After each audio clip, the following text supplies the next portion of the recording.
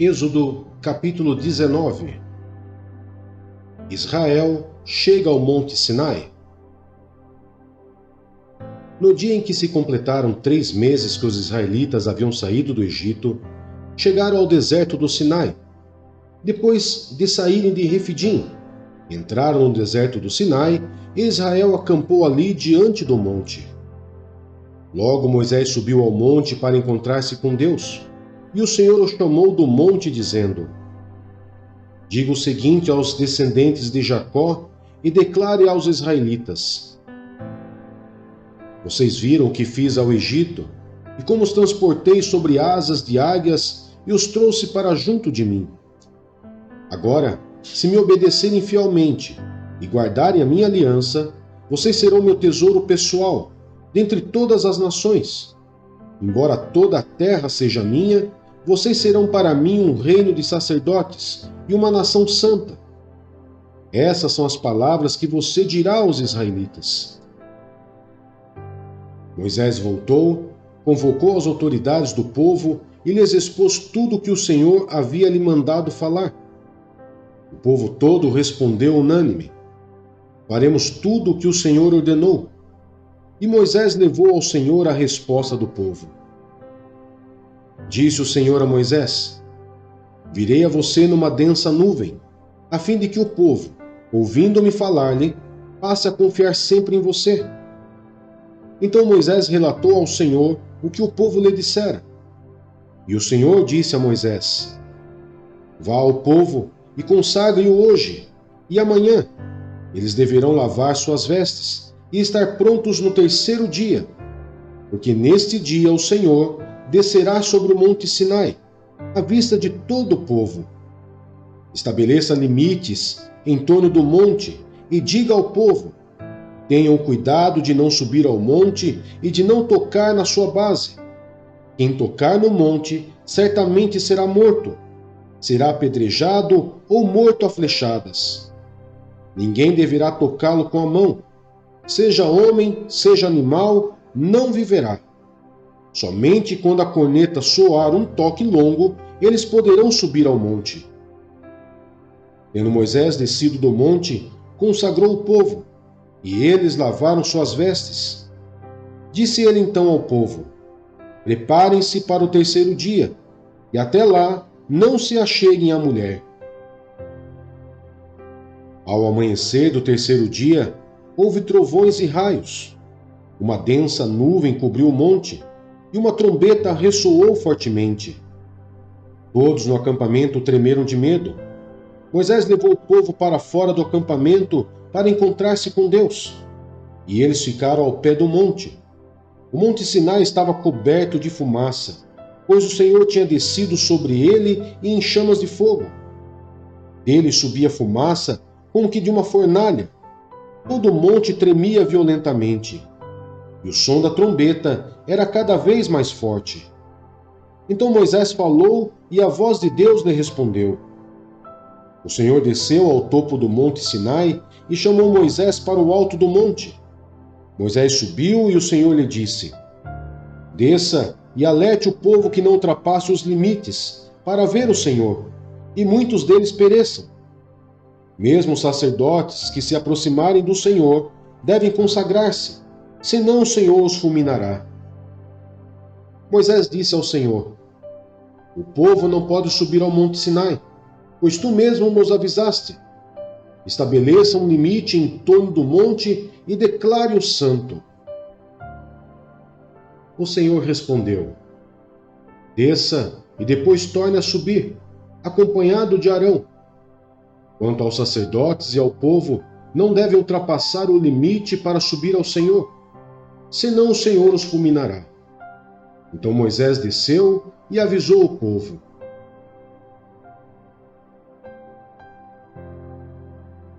Lucas, capítulo 22. A conspiração. Estava se aproximando a festa dos pães sem fermento, chamada Páscoa. E os chefes dos sacerdotes e os mestres da lei estavam procurando um meio de matar Jesus, mas tinham medo do povo. Então Satanás entrou em Judas, chamado Iscariotes, um dos 12. Judas dirigiu-se aos chefes dos sacerdotes e aos oficiais da guarda do templo e tratou com eles como lhes poderia entregar Jesus. A proposta muito os alegrou e lhe prometeram dinheiro.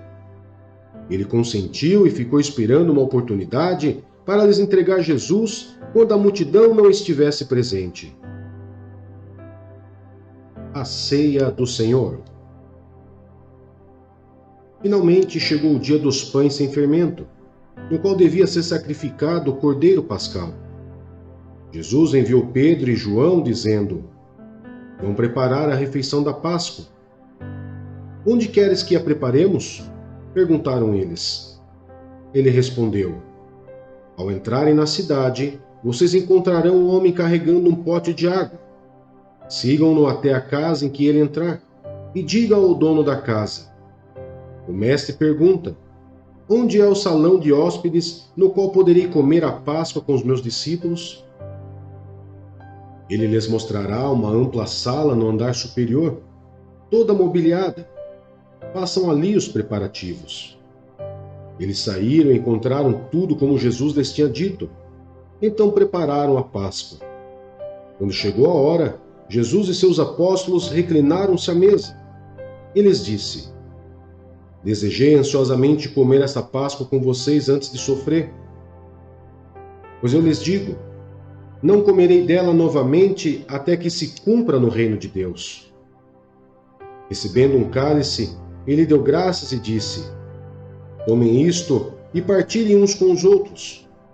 Pois eu lhes digo que não beberei outra vez do fruto da videira até que venha o reino de Deus. Tomando o pão, deu graças, partiu-o e o deu aos seus discípulos, dizendo: Isto é o meu corpo dado em favor de vocês. Façam isto em memória de mim. Da mesma forma, depois da ceia, tomou o cálice, dizendo: Esse cálice é a nova aliança no meu sangue, derramado em favor de vocês. Mas eis que a mão daquele que vai me trair está com a minha sobre a mesa. O Filho do Homem vai, como foi determinado, mas ai daquele que o trair. Eles começaram a perguntar entre si qual deles iria fazer aquilo. Surgiu também uma discussão entre eles acerca de qual deles era considerado o maior. Jesus lhes disse: O Rei das Nações domina sobre elas, e os que exercem autoridade sobre elas são chamados benfeitores. Mas vocês não serão assim. Ao contrário, o maior entre vocês deverá ser como o mais jovem, e aquele que governa como o que serve. Pois quem é maior? O que está à mesa ou o que serve? Não é o que está à mesa? Mas eu estou entre vocês como quem serve. Vocês são os que têm permanecido ao meu lado durante as minhas provações. E eu lhes designo um reino, assim como meu Pai o designou a mim, para que vocês possam comer e beber à minha mesa no meu reino e sentar-se em tronos, julgando as 12 tribos de Israel. Simão, Simão, Satanás pediu vocês para peneirá-los como trigo, mas eu orei por você, para que a sua fé não desfaleça. E quando você se converter, fortaleça os seus irmãos. Mas ele respondeu: Estou pronto para ir contigo para a prisão e para a morte. Respondeu Jesus: Eu lhe digo, Pedro, que antes que o galo cante hoje, 3 vezes você negará que me conhece. Então Jesus lhes perguntou: Quando eu os enviei sem bolsa, saco de viagem ou sandálias, faltou-lhes alguma coisa? Nada, responderam eles. Ele lhes disse: Mas agora, se vocês têm bolsa, levem-na, e também o saco de viagem. E se não têm espada, vendam a sua capa e comprem uma. Está escrito: E ele foi contado com os transgressores. E eu lhes digo que isso precisa cumprir-se em mim. Sim, o que está escrito a meu respeito está para se cumprir. Os discípulos disseram: Vê, Senhor, aqui estão 2 espadas. É o suficiente, respondeu ele. Jesus ora no Monte das Oliveiras. Como de costume, Jesus foi para o Monte das Oliveiras e os seus discípulos o seguiram. Chegando ao lugar, ele lhes disse: Orem para que vocês não caiam em tentação.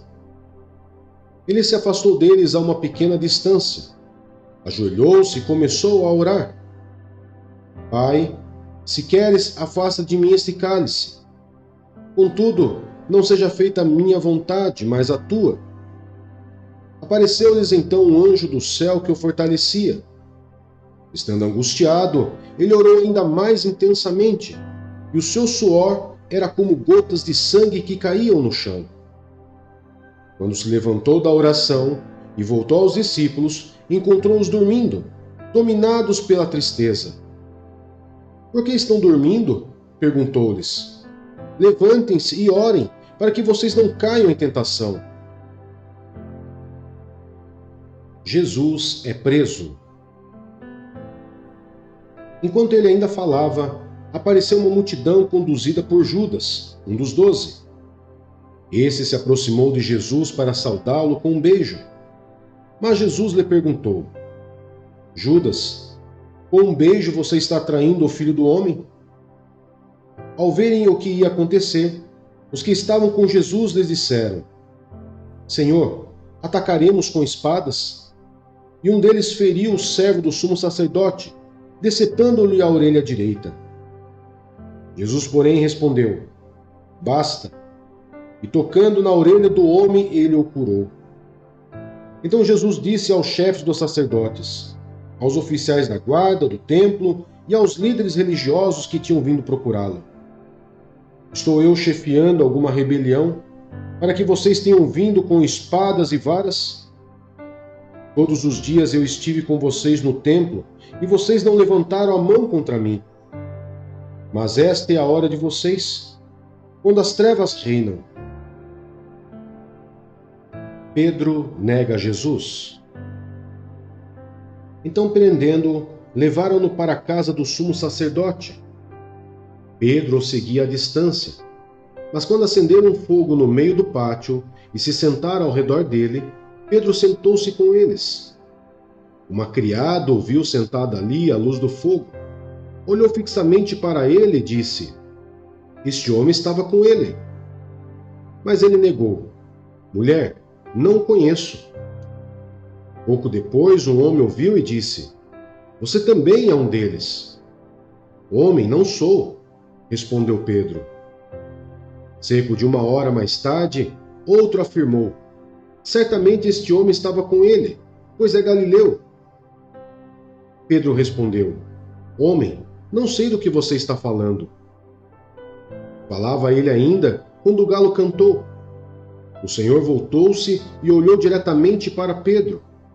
Então Pedro se lembrou das palavras que o Senhor lhe tinha dito: Antes que o galo cante hoje, você me negará 3 vezes. Saindo dali, chorou amargamente.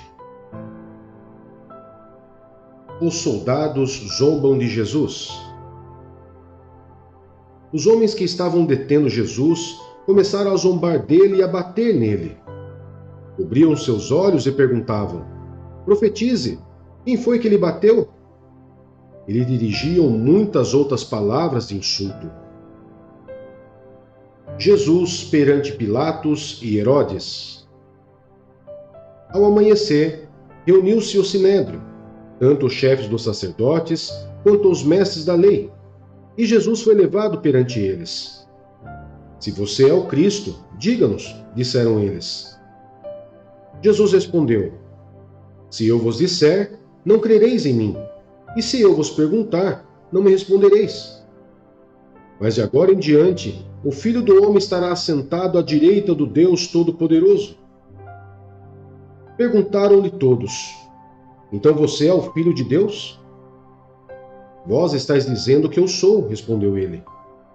Eles disseram: Porque precisamos de mais testemunhas? Acabamos de ouvir dos próprios lábios dele.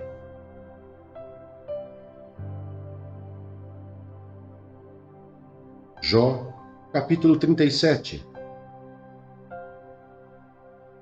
Diante disso, meu coração bate aceleradamente e salta do seu lugar. Ouça, escute o estrondo da sua voz, o trovejar da sua boca. Ele solta os seus relâmpagos por baixo de toda a extensão do céu e os manda para os confins da terra.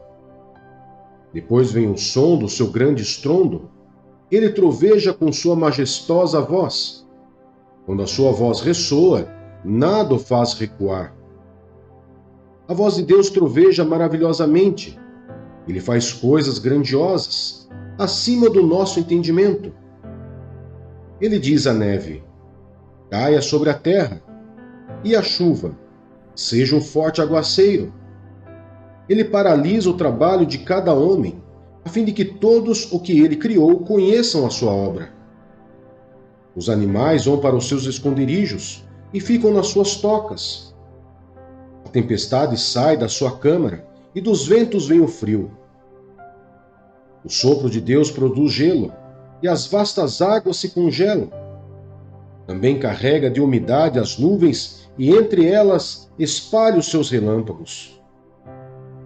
Ele as faz girar, circulando sobre a superfície de toda a terra, para fazerem tudo o que ele lhes ordenar. Ele traz as nuvens, ora para castigar os homens, ora para regar a sua terra, e lhes mostrar o seu amor. Escute isso, Jó. Pare e reflita nas maravilhas de Deus. Acaso você sabe como Deus comanda as nuvens e faz brilhar os seus relâmpagos? Você sabe como ficam suspensas as nuvens, essas maravilhas daquele que tem perfeito conhecimento? Você, que em sua roupa desfalece de calor quando a terra fica amortecida sob o vento sul, pode ajudá-lo a estender os céus, duros como espelho de bronze? Diga-nos o que devemos dizer a ele. Não podemos elaborar a nossa defesa por causa das nossas trevas. Deve-se dizer-lhe o que lhe quero falar? Quem pediria para ser devorado? Ninguém pode olhar para o fulgor do sol nos céus, depois que o vento os clareia. Do norte vem luz dourada, Deus vem em temível majestade.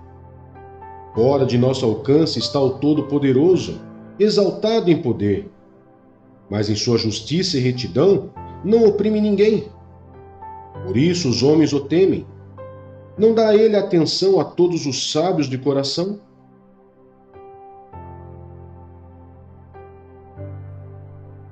Segunda Coríntios, capítulo 7. Amados, visto que temos essas promessas, purifiquemo-nos de tudo o que contamina o corpo e o espírito, aperfeiçoando a santidade no temor de Deus.